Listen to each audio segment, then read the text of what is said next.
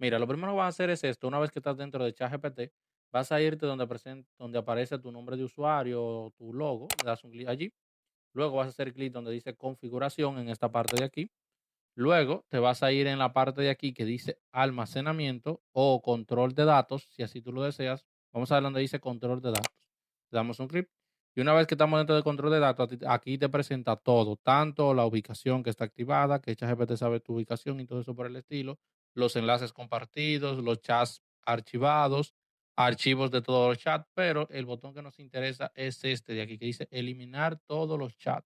Cuando le das un clic aquí, vas a eliminar totalmente todos los chats que tú hayas hecho en ChatGPT.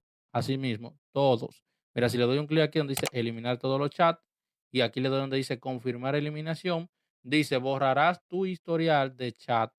¿Estás seguro? Como puedes ver. Y si le doy un clic aquí, automáticamente voy a eliminar, voy a borrar todo el historial de chat. Entonces le doy un clic aquí donde dice eliminar y automáticamente todo se va a eliminar. Mira, si te das cuenta en esta parte, desapareció ahora mismo todo el chat que yo tenía.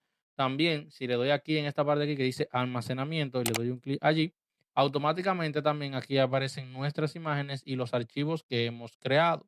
Que como puedes ver, aquí dice que de 512 megabytes que nos dan de almacenamiento totalmente gratis ChatGPT, tenemos ocupado 86 megabytes. Una vez que lleguemos al total, ya no nos va a permitir crear imágenes porque tenemos demasiado almacenamiento ocupado en ChatGPT.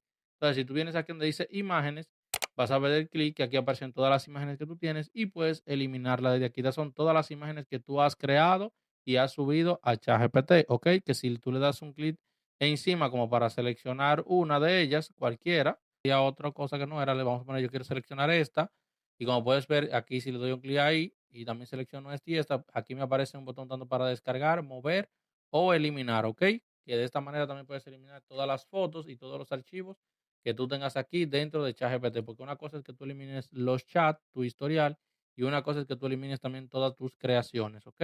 Así que si te gustó este video y aprendiste a cómo hacer esto, pues suscríbete, dale like y nos vemos en un próximo video, amigos. Chao, chao.